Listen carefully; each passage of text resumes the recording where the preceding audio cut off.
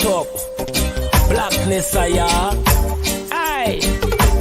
Who tell the truth? Mark Benscop, defend the ghetto youth. Mark Benscop, radio station is the fruit. Mark Benscop, straight up from the root.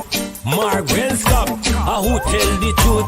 Mark Benscop, defend the ghetto youth. Mark Benscop, radio station is the fruit. Mark Benscop, straight up from the root. Mark Benscop, I do it for the love, him not do it for no money. Straight up, him attack, educating everybody. Big up my friends and big up my family. Turn on the radio, catch the vibes, it's integrity. Straight up, Benscop stands for unity. One people, one nation, one destiny. Free up the truth in the air, even the blind can see. The deaf can hear, the dumb can talk, the cripple can walk. Boom. Who tell the truth? Mark Benscop, defend the ghetto youth. Mark Benscop, radio station is the fruit. Mark Benscop, straight up from the root. Mark Benscop, who tell the truth? Mark Benscop, defend the ghetto youth. Mark Benscop, radio station is the fruit.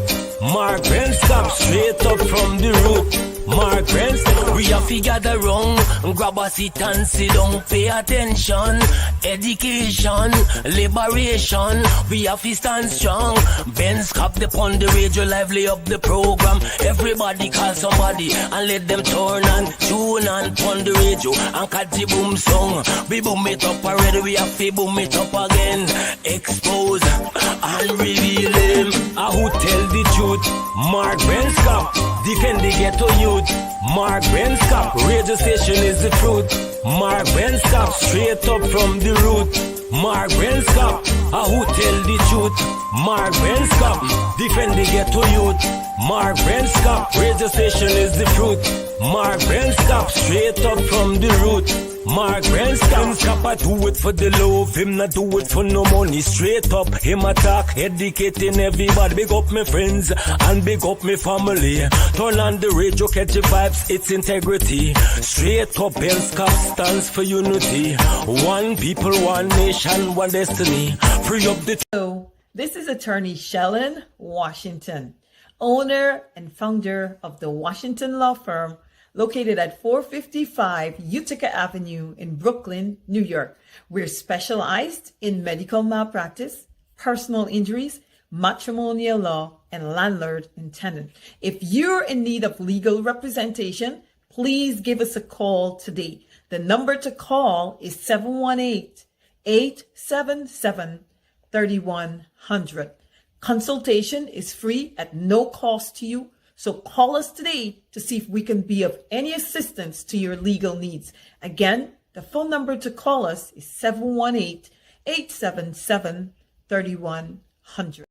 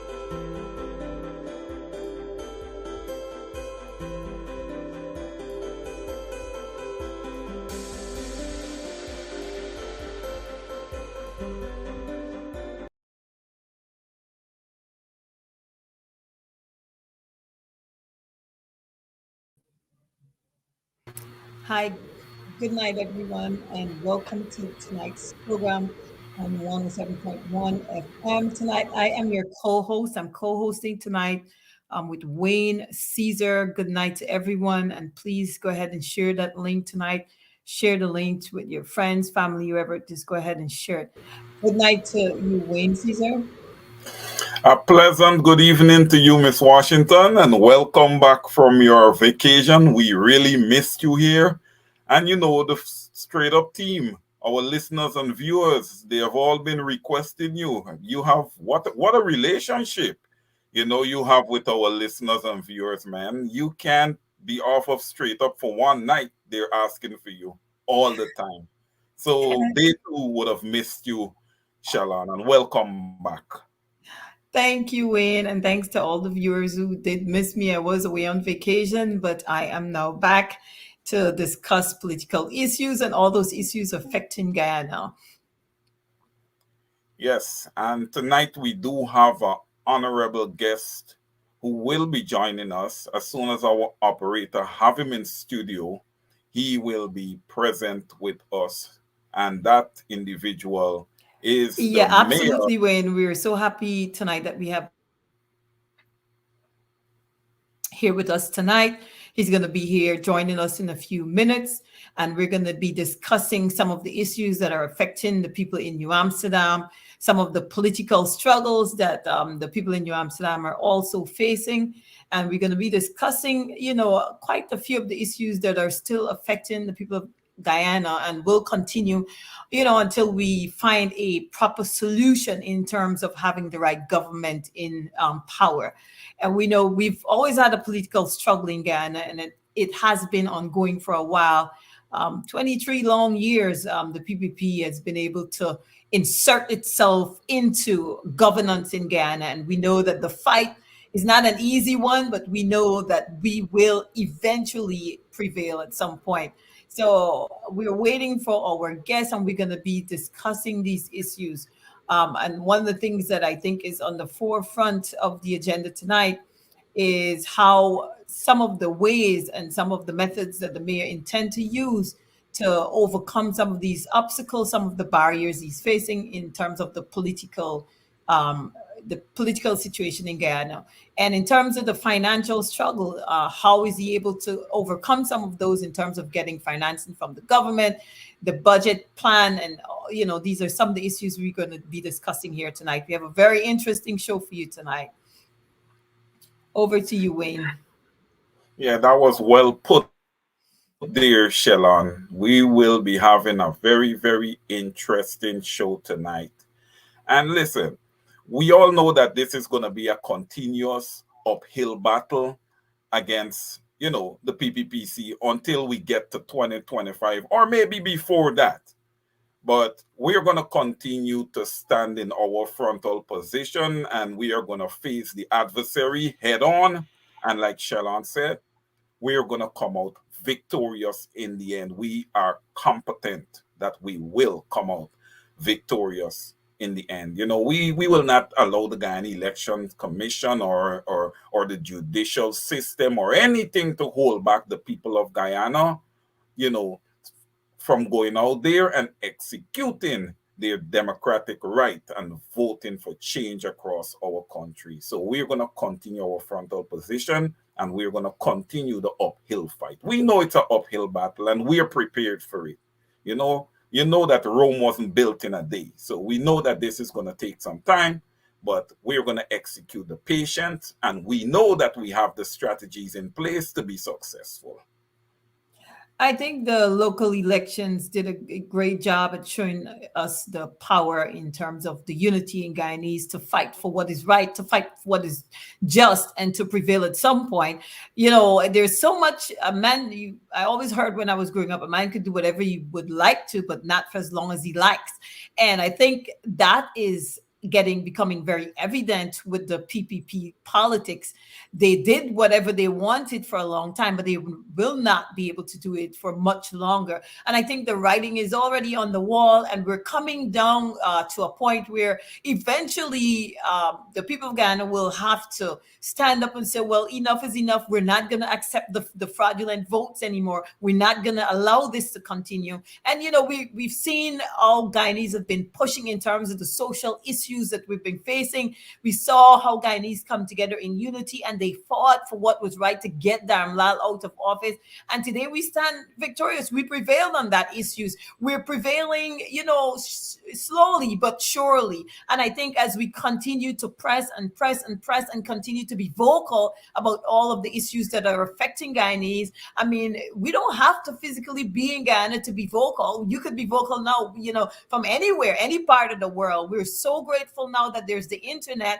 Back in the days, it was the radio, just the radio, but now we have the internet. We have a brand new platform where we can advocate for changes in Guyana, and all of us are advocate for changes in Guyana. It's our country, it's our Guyana, and we will continue to forcefully fight to get what is rightfully our country and to see our country back in the position it ought to be in. And I think it's great that we have the new mayor of New Amsterdam, and it's great that in the local elections he was able to prevail. And a lot of the places that the PPP thought they had their claws in, we're recognizing that they do not. And even the places they're trying and they're fighting to get their claws into and to prevail and have their stronghold, it's not going to happen. The people in Linden showed them that they're resilient, that they're not going to just stoop to anything. They're not just going to sell their soul for 2 pieces of silver and a piece of shilling. They're not going to stoop to the level of the PPP. They took the red shirt. Yes, some of them did take the money, but then they showed them that this is not what we're about. We're about our dignity, and we're about standing up for what we believe in. So when the PPP thought they had Linden, they thought they had New Amsterdam, the people come up stronger and prevail and show them that that's not what they're about. They're about standing up for righteousness, standing up for justice, standing up for what they're believing. And they don't want a government that portrays racism. They don't want a government that doesn't treat the people fairly, all the people of Guyana fairly. The people of Guyana are showing them. Over to you, Wayne. Agreed. No, definitely agreed there, Shelon. And listen, it just shows how childish this government really is, because they would have been really disappointed with the results in Linden. And listen, Shelon, I just can't stop applauding the people of Linden, because they didn't just show the PPPC that they have no interest in it. They did it emphatically. And that would have left a sour taste in the mouth of this installed government. Hence, there was a little cleanup campaign going on around Linden over the weekend. And I would have heard through the grapevines that the mayor of Linden, the elected mayor of Linden, Mr. Sharma Solomon, would not have yet been sworn in by President Ali. When I heard, I was like, wow, look how long local government elections would have concluded. And this man is yet not sworn in. But nevertheless, he would have started his work, because he was out there with the rest of the elected councillors, and they were cleaning and, getting Linden to, where they wanted, beautifying Linden. We don't need outside investors to come in and beautify Linden. The Chinese people can beautify Linden themselves.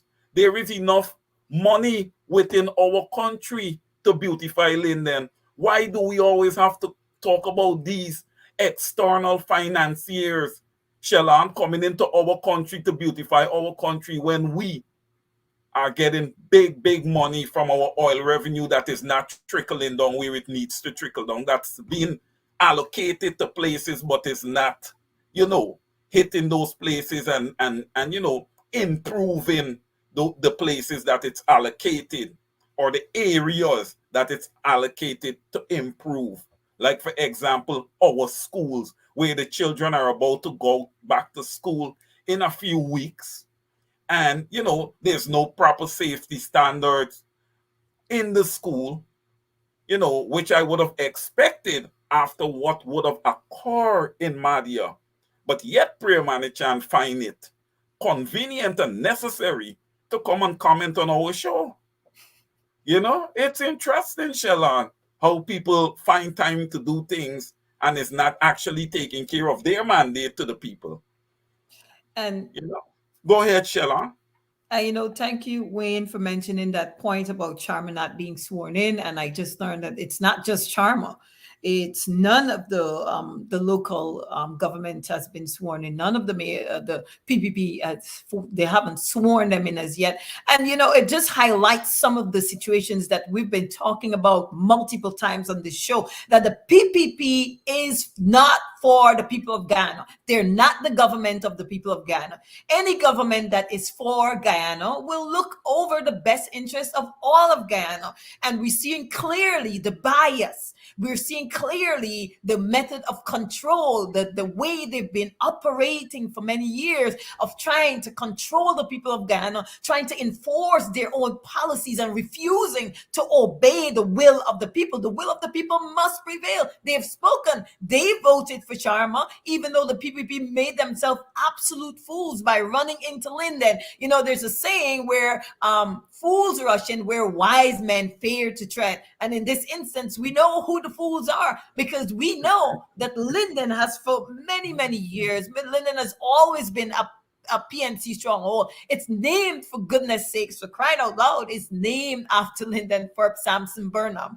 And we know the people of Linden, they will stand their grounds at all times. So the PPP only made themselves look foolish by running into Linden with the red shirt and trying to take over, trying to hold rallies, trying to infiltrate a PNC stronghold, APNU now stronghold. It's part of the coalition. So when you hardly see anyone from APNU going and try to infiltrate the PPP stronghold because they would not be allowed. Those people would run APNU out of their areas. That's what they do. That's what they were told to do by Barrett Jagdeo. And that's the kind of Guyana he tries to create, where we have thugs, people operating as thugs because the government operates as thugs. They disobey the law. They pay no regard, scarce disregard to the law. The rule of law means nothing to the government of Ghana. The PPP does not care about the rule of law, and we've been seeing this over and over. We see how swiftly they went to lay charges against the alliance. David Patterson. Yes, Yes, David go ahead. Patterson. Thank you, Wayne. We see how swift they moved to lay charges against David Patterson. And we see how slothful they dragged their feet on a more serious offense. More serious allegations were called out against Damla, but they dragged their feet. And then eventually what they did, they made a fool out of the victim. They put her on social media to make a comment. Nobody should have entertained that young girl statement to put it on social media. She's a minor. No one should have done that. But these things highlight the type of government we are looking at. It highlights the foolishness, the mockery that we're dealing with. They're making a puppet show of our country, and we don't want our country to be portrayed to the world as where clowns are running it. We want our country to be run by intelligent people, people who are knowledgeable, people who care about the masses. They care about the welfare of the people. That's the kind of things. That's the kind of government we're looking for to run Ghana. We're not looking for some government who just care about Indian people. They don't care about Afro-Guyanese.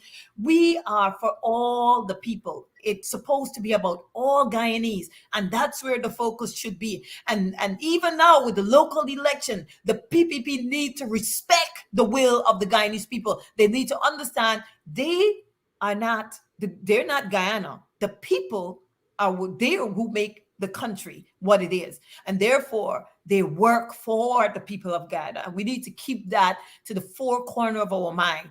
PPP work, even though they force themselves into office, they're still required to work for the people of Guyana. It's not the other way around. They don't own Guyana. They don't own the people of Guyana, but the people of Guyana own the government, and they're the ones who tell the government what to do. So you guys need to come out and tell Barra Jagdeo, tell Ifran Ali, they need to install the mayors of Linden and of wherever else they fail to install any of the persons who were elected in the local government election. You need to tell them, send emails, send letters, speak up, tell them they need to install those who were elected. They need to swear them in.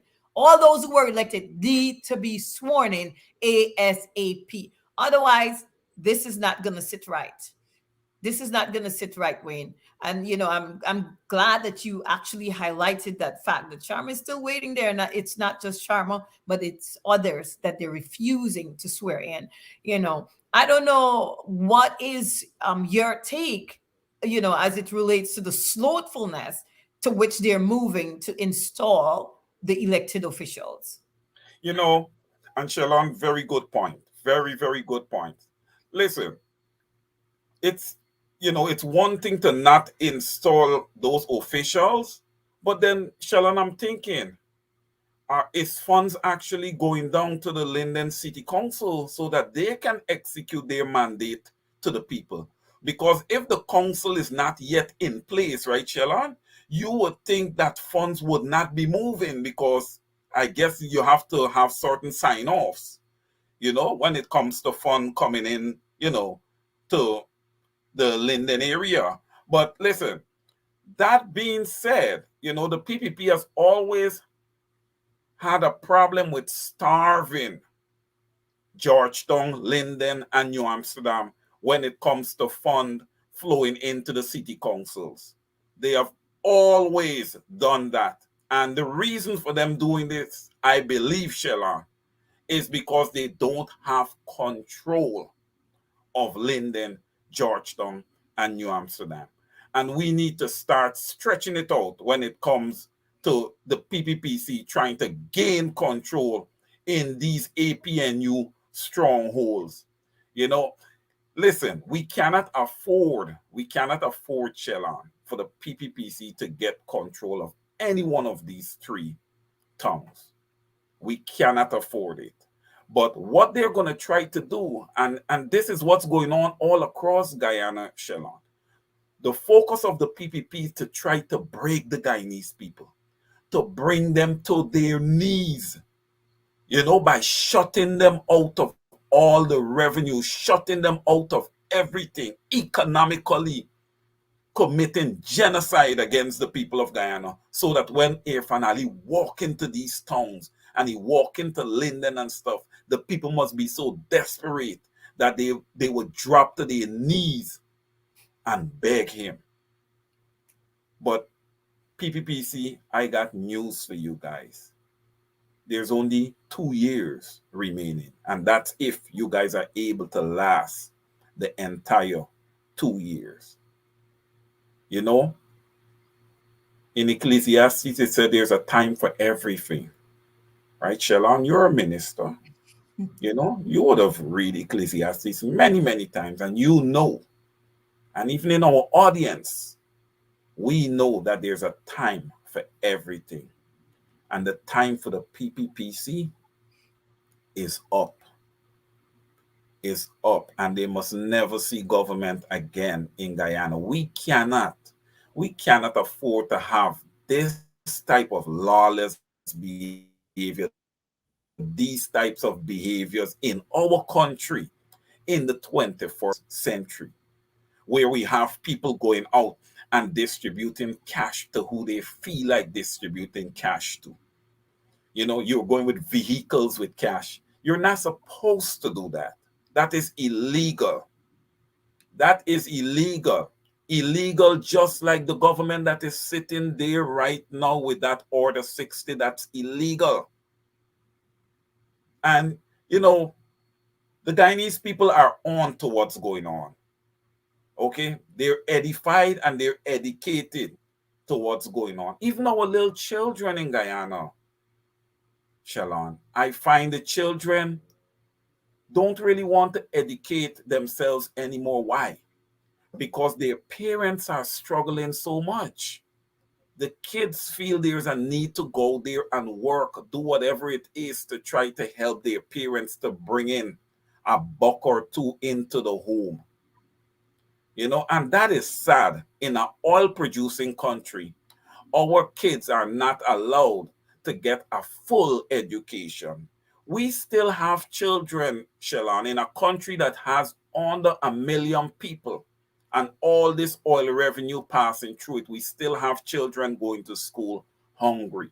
We still have children missing school and not going to school because they are not equipped with the proper resources to attend school. That's a shame.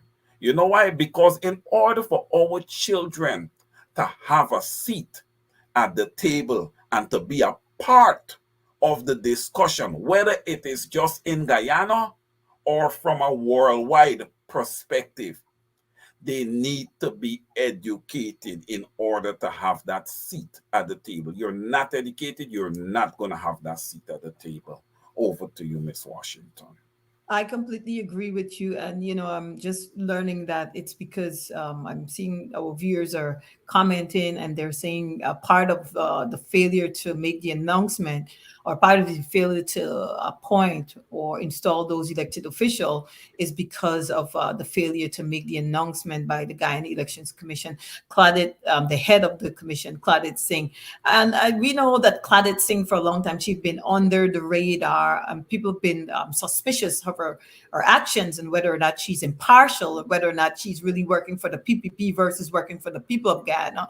So we know that there's allegations that her hands are not clean and that Claudette Singh is she's in bed with the enemy.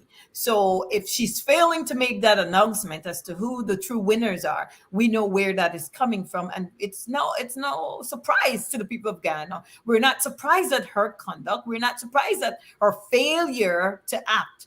I think she was once a judge in Guyana. And looking back in hindsight, we have to wonder, we have to ponder what type of people do we have serving in certain public offices in Guyana? Are these people sitting there to serve their purpose or perform their job effectively without fear or favor?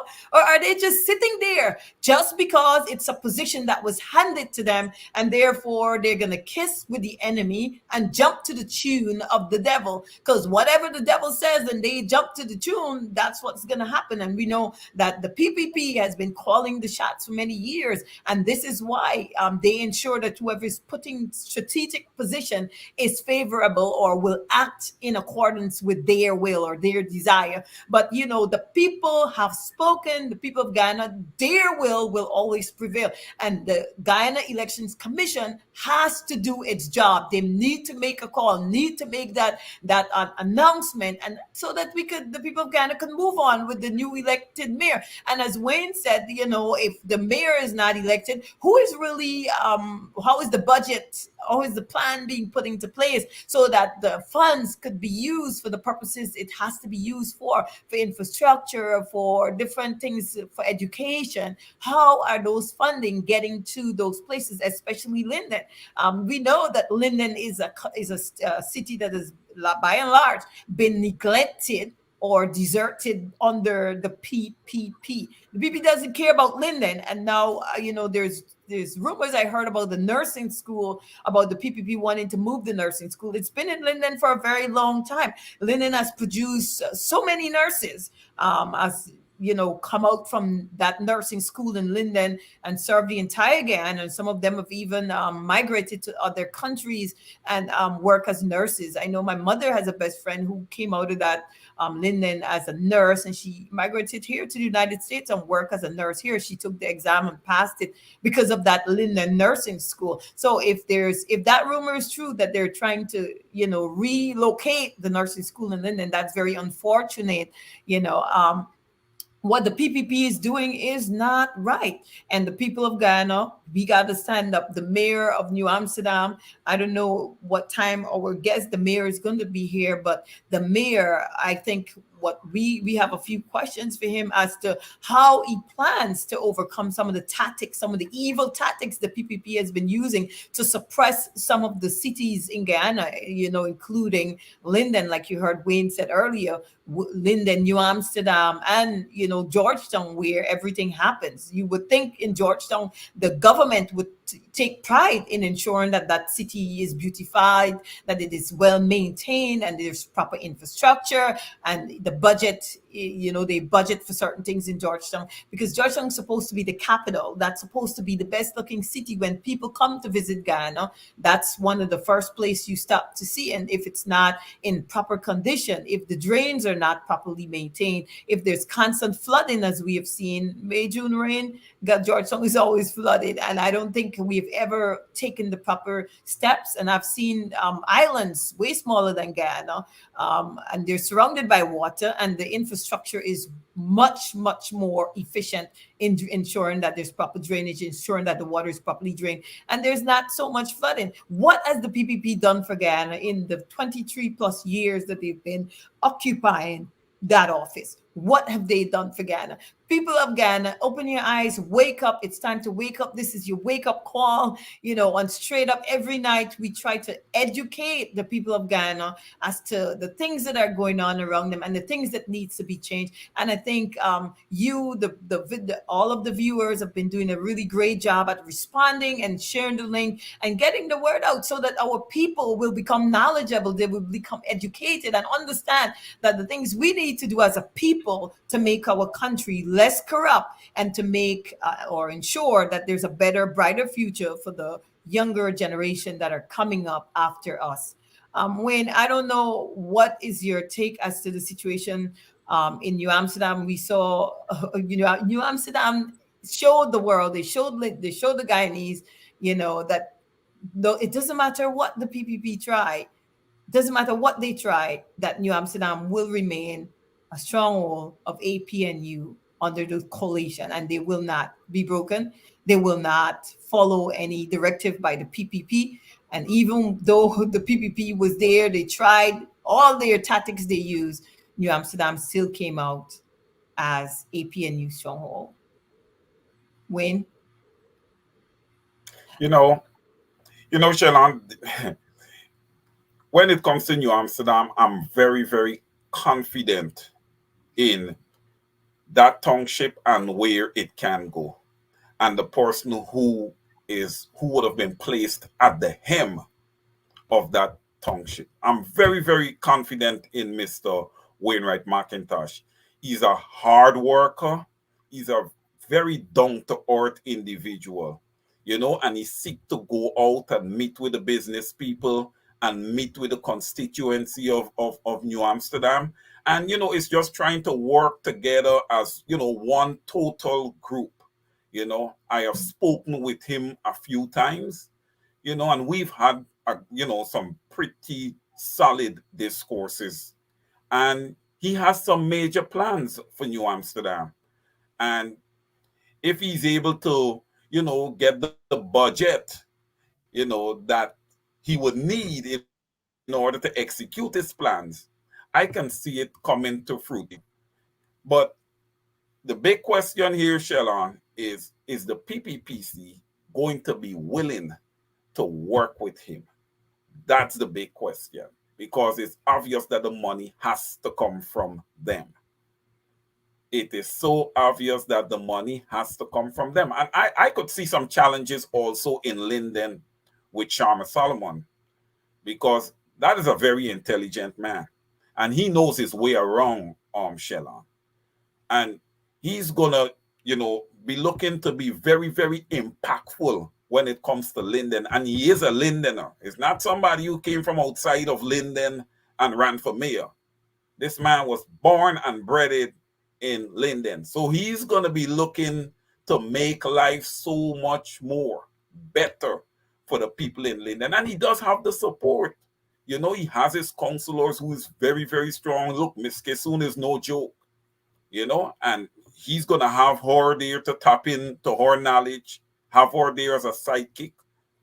He also have Apostle Nigel London there, Mr. Cleveland Thomas. These are all strong Lindeners who will be there to support Sharma Solomon. So Linden is in a very, very good place right now.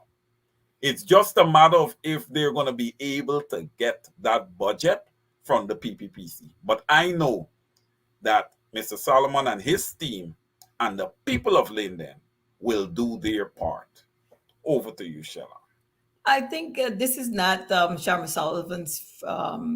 Solomon's first time. I think he's been in that position before, so he's very familiar with what it takes to run Linden and to be in the position of a mayor in terms of leading Linden. I don't know him personally, even though he's a Lindener. I'm a Lindener. I don't know him personally, but I have heard about his work and the good things he has done for Linden. And I know from the beginning, the PPP has always given him a difficult time. And I don't believe this time it will be any different, because we know that the PPP use control. They have a method of control that they use to make things go. They want everything to go the way they want it. And they don't allow for the will of the people to prevail. They don't sit back and allow the people to run their show the way they want it to be run. And I know that for sure they're going to give Mr. Sullivan a very hard time in terms of giving him financing for the things that needs to be done in Linden. Linden needs a lot of work to be done in the school system. Linden has a lot of schools, but the schools that's been neglected under the PC. They have not done anything to renovate, to maintain. And I think that's some of the setbacks we're experiencing as Guyanese with this government. They do not focus on any place or city that is not their stronghold.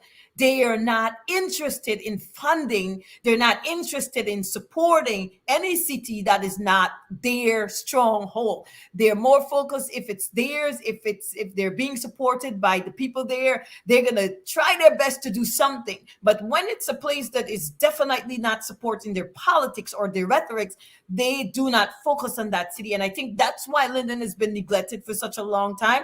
The hospital, Linden has they have two hospitals, but those hospitals has been neglected. I was there in 2021, I think the last time I was there, and I passed those places, and you could see that the government is not providing sufficient funding to maintain those things. And you know what they do? The people need to understand, in the hospitals in Linden, they don't really hire doctors there. And this is why the fatality rate is so high in the hospitals in Linden, because they do not send real doctors there. What they do, they take those people who are supposed to be over here. If they were in the United States, they would be those residents who are interning to become doctors. They're not doctors yet. So the people who just get out of medical school from Cuba, they will take those young people and they will send them to work in the hospitals in Linden. They do not hire real doctors. So if you're sick and you are living in Linden and you have to go to that hospital, your life is going to be dependent on the mercies of somebody who doesn't really have the experience to save your life. They probably wouldn't even know what to do in a lot of the cases. I know instances where people went to the Mackenzie Hospital because that's supposed to be the best of the two. There's the Wisma Hospital and then there's the Mackenzie Hospital, which is supposed to be the best of the two. And I know people who've gone there with serious conditions, and those resident doctors didn't know how to help them. And when their family transferred them to Georgetown to go to a private hospital, they were able to get life-saving treatment. So the PPP doesn't care. They don't value the life of people in Linden, people in New Amsterdam, people in Georgetown, because those are the places that does not support their politics. And because it's not their stronghold, they neglect those places in terms of medical infrastructure, technology, in terms of road, ensuring that there's proper road. They do not fund those places to ensure that there's proper advancement economically, socially, politically. They do not care. The PPC do not care about Linden. So I can see where Sharma's going to he's going to experience an uphill battle in terms of securing the funding that he needs, securing the things that he needs to make Linden a better place for all the Lindeners. And same thing might be for the mayor of New Amsterdam. He might encounter the same issues, obstacles, roadblocks. They might get a lot of no's, but the good thing is the silver lining around the cloud is when we get the PPC out of office, then we might be able to see Guyana rise again. And I'm thinking very soon, the election right around the corner, we, the Guyanese people, must work hard to ensure that their votes are protected. We must get some protection from the international community. We have to, because we have to make those votes counted properly. We must be able to stamp the corruption out. There's cell phones now. People could go to polling stations and be watchful with their cell phone. There must be a way, Wayne. I'm thinking we must find a better way to ensure that our Guyana is protected, our votes are protected, our election is properly done. There must be a way. Over to you, Wayne. Well, okay, Shalon, I'm gonna pose this to you, and I know that you would have recalled in the United States of America, how African Americans have to fight and fight so hard for the right to vote. You remember back in the Jim Crow era and all of that stuff, where people blood and sweat was shedded. You understand me? Just for the right to be able to vote. Now, Shalon, August 2nd would have marked 3 years since the PPPC would have been sitting in government, though illegally, in Guyana. And there's nothing being done when it comes to, electoral reform across the country. We don't have a new list to vote as yet. We're going to be going back to elections with that same list. We cannot do that, Shalon. That's why I am going to sit on this program and call on the Guyanese people. You guys have to come out and protest GCOM. There needs to be either biometrics or a complete new list. We don't want what Barry Jagdeo have to say, oh, we're going to cleanse the list. Barry Jagdeo is not GCOM. He doesn't control the narrative. And people need to stop having Barry Jagdeo come on press conferences and blow his hot hair, because we don't want to hear that nonsense anymore. The people have been listening to that for 23 years. And what have it gotten them? Just in poverty. Nothing else. And Shalon, you're right. What has the PPPC done for Guyana? Let's go back to the 23 years. Now, I recall back when I left Guyana and everything, you had all these canals. They were well cleaned, they were dug and everything, to the point that we used to swim in them. When I go back, Shalon, and I look at where we used to swim, the thing is a little slim drainer. Hence the reason we're having all this flooding across, the coastlands, because of ignorance. Simply Georgetown floods because of ignorance. Okay? At the head of every canal in Georgetown, there should be an electric pump. Right? Or whether you want to have, one of those multifunctional that could go with electric or diesel or gasoline or whatever it is, that it could always work. And as soon as you have weather forecasting, and you know when it's going to rain, you know the rainy seasons, right? We had 50,000 jobs that were promised. Okay, hire a few hundred engineers that once we are preparing for these, once we're going to get these rainfalls, you have these engineers prepare to get all these pumps running. That way people would not come up with the losses that they come up with. And listen, all this rain in Georgetown and all this flooding cannot be doing any good for the foundations of these buildings that they are building out. Shalon, the PPPC don't have any sense. These guys don't have any sense whatsoever. Listen, under the coalition, I'm not going to say that Georgetown never used to flood, but not even close to the way it does now. Okay, because we would have went on a Nancy education with Mr. Granger, and he's big on drainage and irrigation. He is huge when it comes to drainage and irrigation, especially on the coastline. It is very important because it is below sea level.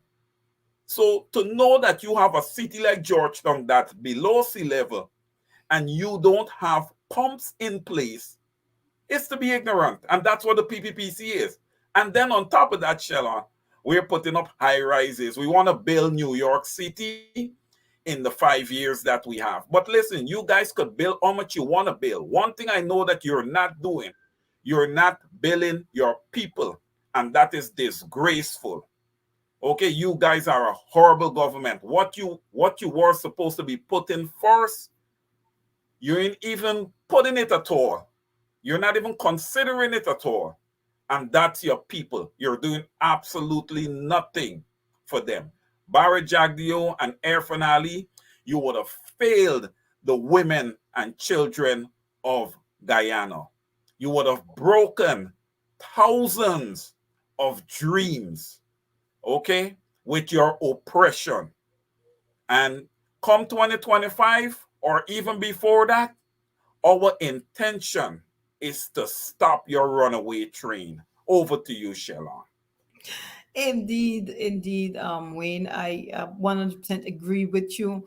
It's very disgraceful, and you would think that the PPPC would sit and examine themselves and recognize that they're doing a poor job at managing Guyana, and that they would recognize that it's time to step out of place and allow a fresh breed of people with better vision for Guyana, for the people of Guyana, to step into office and to lead the country in the right direction. But they're going to sit there and sink their claws into what is equated to a dictatorship, because that's what it's equivalent to. If you sit and you hang on to power as if you entitled to it. And Barry Jagdeo is not entitled to Guyana. Guyana is not his, but he sits there and he sinks his claws into a country, and he's hanging on for his dear life thinking he's entitled to be there, but he's really not. He needs to step aside and let better, proper thinking, minded people step into power and lead Guyana in the right direction. He's been failing. Its politics has been failing for many, many years. He's failed to improve Guyana, failed to bring any proper vision to Guyana. He's been failing all over. He's destroyed our free education from nursery to university that our great leader Linda and Ferb Sampson Burnham afforded us. That's something that many people went to the university. I did not benefit from the free education because of this Barry Jagdeo, who stepped into office and decided that he would take control and that he would lead and he would destroy something that we're entitled to. Because for many, many years, people who know our history and understand our history knows that the people of Guyana are entitled to that free education from nursery to university. We have been, especially the Afro-Guyanese, he doesn't empathize with the plight that the people of Guyana have endured, that our ancestors endured. This shows he's the kind of leader that is not connected to the feelings or the infirmities of the people. He has no feelings for them. He has no touch. He's out of touch, out of date. He's outdated. So he doesn't understand the common things that the people in Guyana faces. He's just sitting there to fill his pocket and to help his own friends and the Mohammeds and whoever else he's in cahoots with and is engaged in these type of illicit activities, when he really should be stepping aside like most developed countries do. After the leader has led the country for two terms, they step aside and allow the country to be led by a new fresh breed of people. But these people, they're sitting and they're sinking their claws into the leadership and refusing to let it go. And they have to. The people of Guyana have to show them that they need to let Guyana go. They need to step aside, let more intelligent people who are better equipped and better capable of running the country step into office. We look at the situation like Wayne mentioned earlier with Priya Manikchan, how she's failed the school system, she's failed the students there, she's failed the people of Guyana, all those grieving parents. She has blood on her hands, and yet she refuses to step aside. This highlights the fact how the PPC likes to stay in control even when they're hurting the people of Guyana, even when they're failing miserably and they're making a mockery of our country that is supposed to be a democracy. We're really not a democracy, people of Guyana. As long as Barry Jagdeo and the people that he has installed along with him continue to sit there, we are not a democracy, and we cannot be a democracy as long as PPPC remains in office. And we have got to do a better job at fighting to protect our vote. Our votes are really important. You heard Wayne said earlier how the African Americans in the United States had to fight. They had to fight for the Civil Rights Act. They had to fight for their rightful place in society. And we, the people of Guyana, have to fight for our rightful place in our own country. We have to continue to fight and to press Jagdeo to step himself out of that office. He needs to leave because he is controlling to the detriment of the people of Guyana. And we need desperate changes so that our country would flourish and our generations to come will have a better place where they can call home Guyana. And we could stop the brain drain because we have a problem has been going on for many, many decades under the PPC, where the most intelligent of our people migrate to a different country and take their wealth of knowledge, take everything with them, and leave our country. But we need a fresh breed of people. We need a better leadership. We need a better system that our country would function effectively and people could truly say our Guyana is a democracy and we could liken our country to any developed country. Listen, our country has the wealth. We do have the wealth that we could be compared with some of the most developed countries. If you look at Bermuda, I've visited Bermuda, Wayne, and I look at Bermuda, how developed it is. Even though Bermuda is not really independent, it's still under the British rule. But if you visit Bermuda and you see how well the infrastructures and everything is in Bermuda, you would be amazed. And I want to see Ghana properly developed. Any government who will step into office and do the right thing. You can't hold on to leadership and you're a failure. The PPC is a failure, but they're still holding on for their lives. And you wonder why would you destroy a country that could rise? The country has the economic wealth. We have the money from the oil. So allow the country to develop. Step aside, PPPC. Step aside, Afenali, because we know very well Avenal doesn't have the qualifications to be a good president, to be a good leader. Step aside, Barjag. Your time has been up for a very long time. You're out of touch, out of date with what is happening around you in the world to be a proper leader, to be even called a vice president. Ghana never had a vice president. I don't even know how they came about with the title vice president. We've always had is that constitutional? I am not sure it is. I do not know, Wayne, but I mean, we've always had a president and a prime minister. We followed the British system. The vice president is something that the American system allows. So I'm not sure how he was able to insert himself into that position, to create it and then insert himself there. I'm not very sure. I'm not very sure, Wayne, and I cannot tell you at this point if the Constitution supports that. If it does, then he would have amended it. He would have ensured that it was properly amended before he installed himself rather into that position. That it's illegal. It's an illegal position. Bar Jagdeo is illegal. That position shouldn't even exist because our system was made to be resemble or to mimic the British system, which is they have a prime minister. But they have a queen and a prime minister, or now they have a king. But in Guyana, we're supposed to have a president and a prime minister, but never. I've never heard of a vice president. He would have amended that to allow himself to remain in control perpetually. And I've said about this. I've talked about this before, Wayne, about a presidency acting in perpetuity. And those of you, anybody listening who've gone to law school, they would have known what the word perpetuity means. It means to be perpetual, to continuously go on forever, indefinitely. And we cannot afford. We can't afford. We know eventually what happens to everyone. There's one thing that happens to everyone. You're guaranteed to born, and there's something else guaranteed to happen. But we cannot afford to have Bardak Jagdeo sits there until that other thing happens to him. He needs to go so that Guyana could flourish. The people of Guyana could breathe again. They can live again. And it's not just one political party in control of everything continuously or perpetually. Over to you, Wayne. No, Shalon, you're on point. I totally agree with you here 100% on this. Listen, I'm going to make a pitch here, Shalon, to the Guyanese people. We saw the Vice News report, okay? It was right there, blurred out in front of our face. Right? You people know that Barry Jagdeo does not have your interests. You saw in the video Barry Jagdeo making an illegal deal with Mr. Su. You guys see the corruption right before your eyes.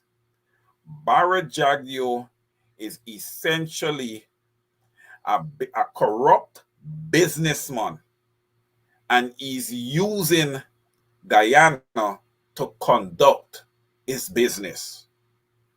Notice that he's always dealing with these external financiers coming into our country and investing. That's all he ever talks about.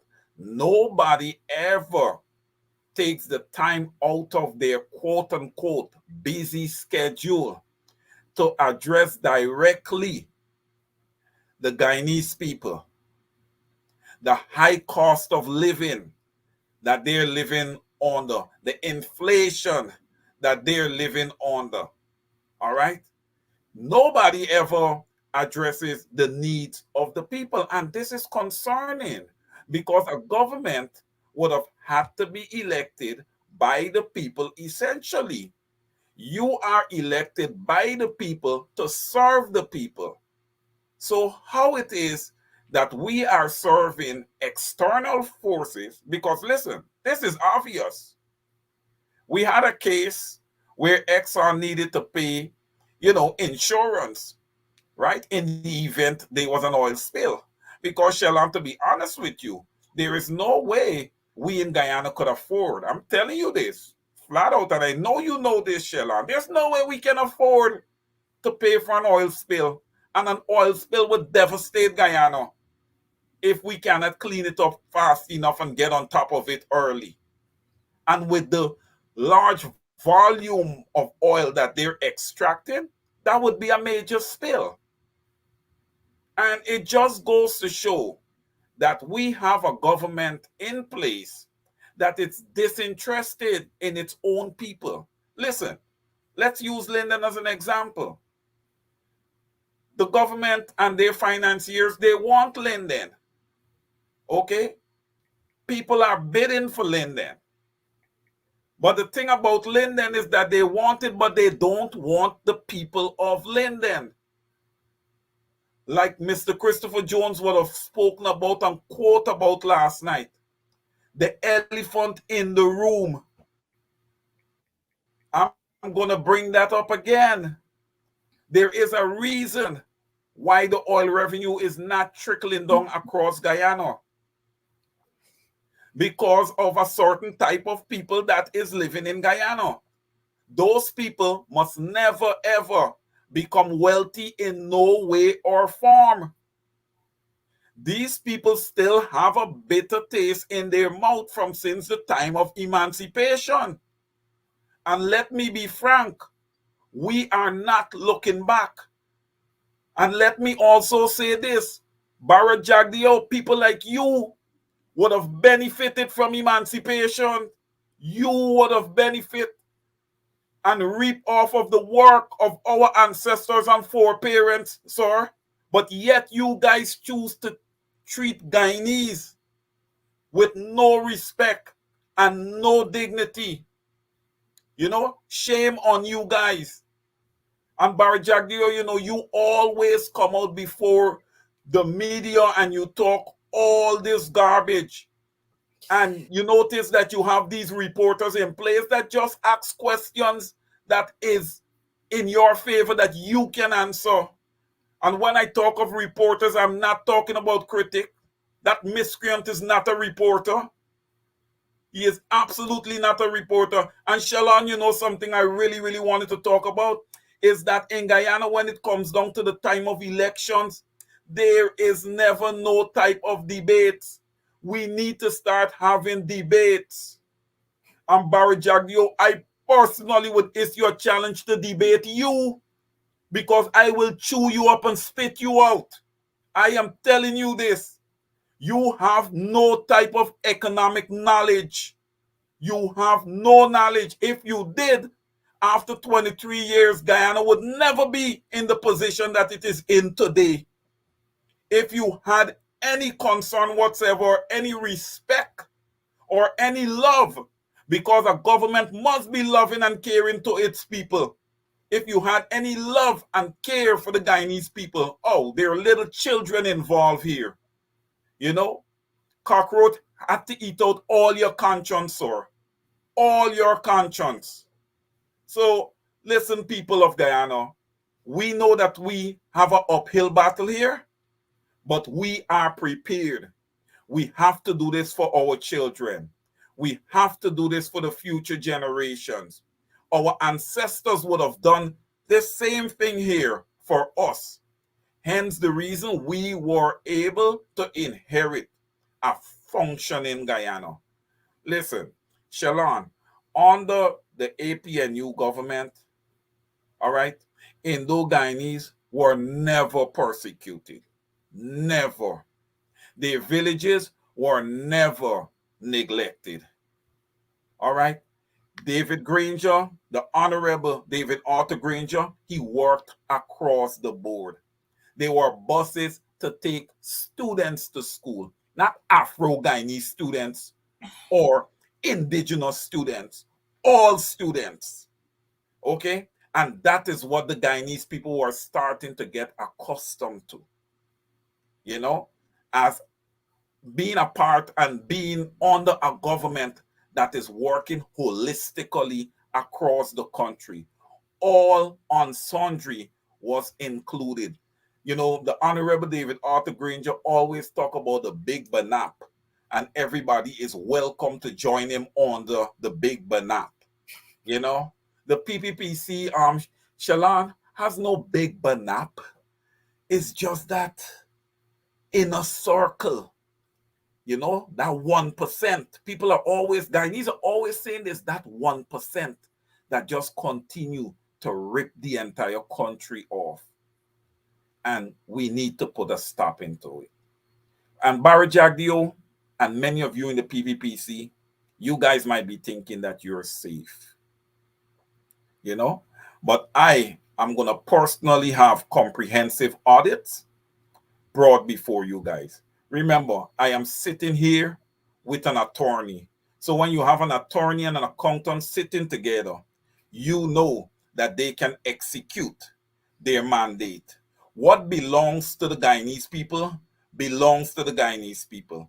And I say this, you guys can go off hiding assets and think that it will not be found. There is something that is called forensic accounting, and we will locate those assets and they will be returned to the state, rightfully so, because those assets would have rightfully belonged to the Guyanese people.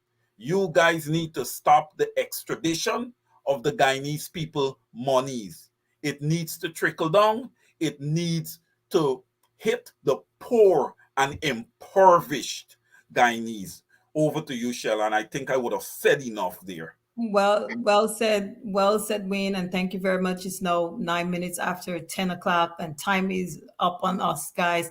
I want to say thank you so much for staying with us tonight and listen. I've read some of your comments. I've seen some of you mentioning that Guyana had a vice president in the past, but I just want to be very clear to you, not because I tell people this all the time, not because something has been done, mean it's correct. I haven't seen it mentioned in the Constitution, like I said before, and I stand on those words. I have not seen the word vice president in the Constitution. I've seen mentioned in the Constitution. I've seen in the Constitution president and prime minister.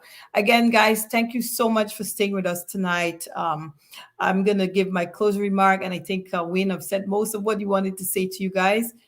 In regards to closing, I don't know if you want to say a few more words, but thank you so much for being with us tonight. Thank you guys for sharing the link. Thank you for all the comments. I've read your comments. I've seen what you've been saying. I've heard you, and I always pay attention to what people say. Okay, so I've heard you guys. Thank you so much, and I pray and I hope that we will continue to press for changes in Guyana and to see a better Guyana for us all, so that we who are abroad can maybe return to Guyana at some point and be happy and content to be in our home country where we were born.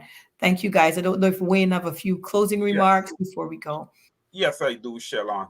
First and foremost, I just want to, apologize to our audience. We were expecting to have the mayor of New Amsterdam, Mr. Wainwright McIntosh, with us, but sometimes things come up, and At some point, we're going to get him on, whether it's tomorrow night or sometime next week. I can promise you that Wainwright McIntosh is going to be with us.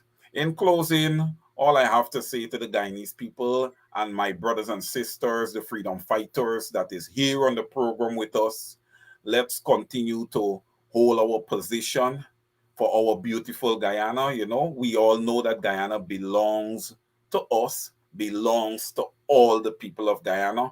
Hence, you know, the riches, the wealth of our country belongs to all of us and should be shared equally across the board. We know that that is not being done at the present moment, but listen, we are going to continue to hold our hope. I know we have our ministers and pastors out there. Listen, we need your prayers. We need your prayers. And one thing I must acknowledge, I think it was last weekend I saw the opposition and a few of his MPs would have went to church. Mr. Norton, congratulations to you and your MPs that would have attended church last weekend. That is needed. You would need God blessing when you're dealing with an adversary of this nature. To all my brothers and sisters, I love you all. God bless Guyana. Thank you guys for tuning in. Shalom. It has been a blast hanging out here with you. I look forward to us doing this quite a few more times, and give Mark a day off here and there. So thank you, and thank you everyone for being with us, and have an awesome night, and we'll see you tomorrow. Good night, guys. Thanks Good again, night. and do have a great evening, the rest of your evening. So, this is attorney Shellen Washington, owner and founder of the Washington Law Firm, located at 455 Utica Avenue in Brooklyn, New York. We're specialized in medical malpractice, personal injuries, matrimonial law, and landlord and tenant. If you're in need of legal representation, please give us a call today. The number to call is 718-877-3100.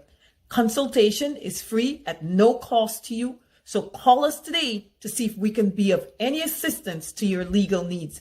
Again, the phone number to call us is 718-877-3100.